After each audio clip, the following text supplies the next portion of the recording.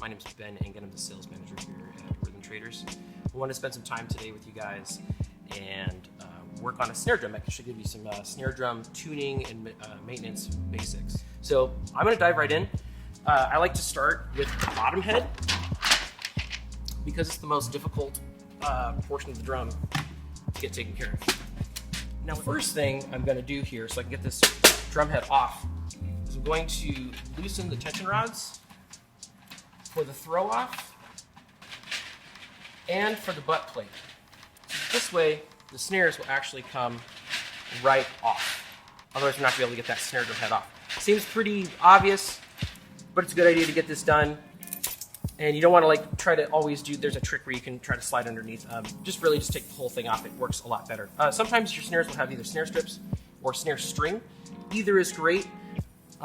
Just make sure that you keep the snare strips and or snare string with the snares.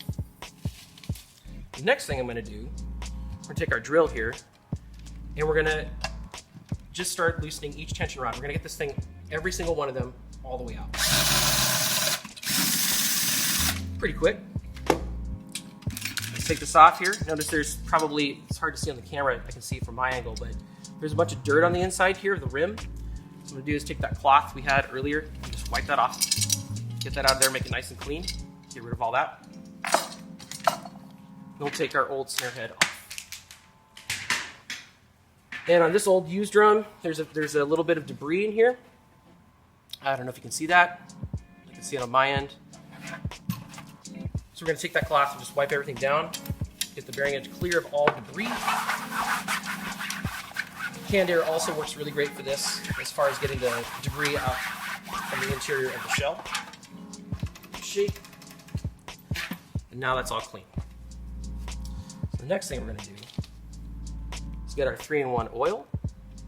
And we're going to put just a tiny drop in each individual lug insert. One more. Yeah, and that's all of them here. Then we're going to take our paraffin wax and wax the edge.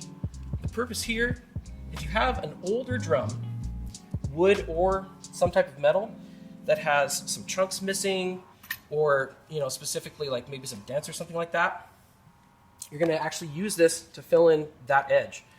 This drum is actually pretty good. The bearing edge is pretty seamless, so I don't really have to do that. The other purpose behind us actually using this wax is so that the drum head actually slides smoothly over the bearing edge, which creates a better seal. So now I've taken our bottom snare head. I like to have things showroom ready, so putting the labels with the badge side is not a big deal, but it definitely adds a little extra to the drum. So like extra showroom quality. Then I'm going to take my rim, which I've already cleaned off here. I'm going to set that back on top. Now we spent that time oiling all those lug inserts so that these tension rods would actually slide smoothly and thread easily. Almost got it here. Now what I'm going for is finger tight. When you're doing things finger tight, what that actually means is that I'm at the point where I can no longer turn with my fingers, and that's it.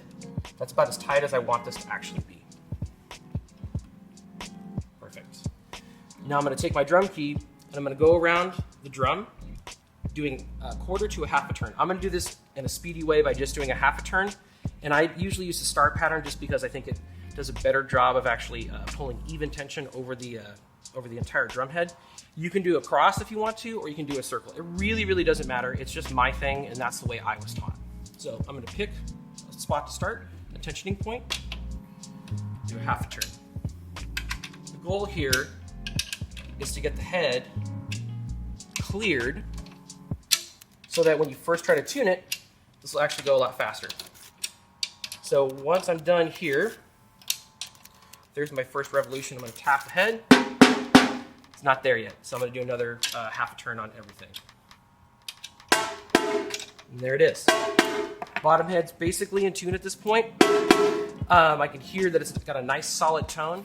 Next thing we're going to do is take our set of snare wires here, put them back on the drum head, get our snare side ready to have these put back on. So one thing you want to do is make sure that the snare throw off is actually engaged at this point. Loosen it to about half position. And here it's like about 5 turns. And then go ahead and slide these back into their little sandwich plates. This is also another big step here. You want to make sure that the snares are actually centered on the drum. So what we're going to do is just center it, and then we can tension both of them up to where we want them to be. So again, making sure it's centered on the snare. I'm holding the snare in place. I'm not pressing super hard. That way I don't like puncture the drum head. Okay, same over here. Pull it relatively tight. Yeah, see? Spend just an extra second here and pull this just a little bit more over. It really helps to have this exact. You'll get the snares to actually sing a lot better on the drum. And there we are. We're almost done with the bottom head, but now what we're going to do is we're going to flip the drum and work on the top head. So I'm going to do the same exact thing here. I'm going to take the hoop off of the batter head side and then pull the old batter head off. Again, this is a little dirty. Take a cloth, just wipe that off on the inside. Another great thing that you can do when you're in the middle of this process, if you happen to notice any lug inserts that are like rusty or they may be cross-threaded, it's a good idea to just replace them then and start pulling lugs off and then actually putting those in. We actually have lots of inserts here in stock at the store for different styles of tension rods. So I already cleaned out the bottom. All I have left is the bearing edge. So just get that real quick. Take our 3-in-1 oil. Again, you can use lug lube, same kind of idea. You can also use a mechanic's aluminum or steel grease, putting just a little bit at the end of each tension rod before you decide to rethread them. Again, we're going to take our drum head. Today we're actually using an Evans Power Center reverse dot. Kind of a good rock style drum head, has a reverse dot on the opposite side. So it has kind of a fatter tone in the center. Take that, get the Evans sign aligned with the badge, have like a nice showroom feel to it.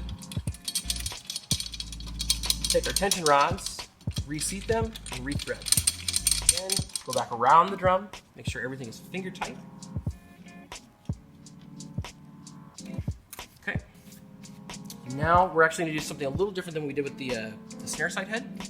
The snare side head, we didn't want to do what's called like a press tuning, because those heads are very, very thin, and you'll actually put a big fat divot in there, and then you have less life of the snare side head. So, pressing down, following my hand into a fist, I just pick a random point, keep an eye on if there's any wrinkles, and all I'm doing is tensioning out the wrinkles here. There are very few. I'm doing about a turn and a half to get rid of them. Now we'll check our drum. Try to take the snares off, a little easier to tune that way. So it's fairly off, but now we can actually dial it in very quickly. We know our highest tone is there. Again, I'm going to skip because I have a cross pattern going here. Again, I'll tune in a star pattern as well, but I'm going to kind of bring the whole thing up, and some of these cross patterns actually do a great job at bringing the pitch up, and then I can use everything in between as a fine tuner.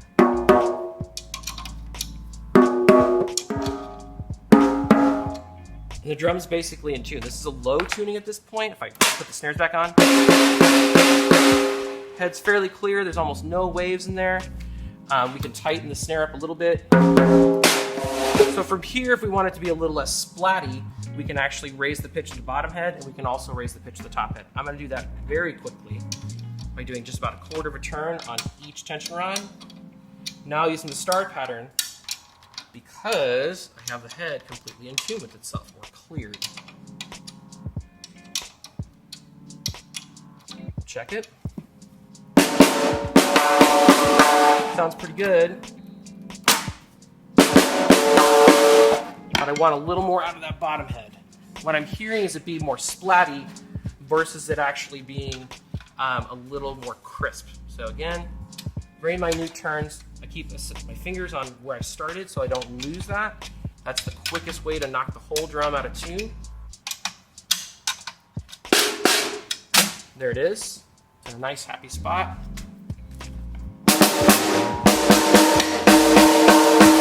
And now the drum has a nice, solid crack to it.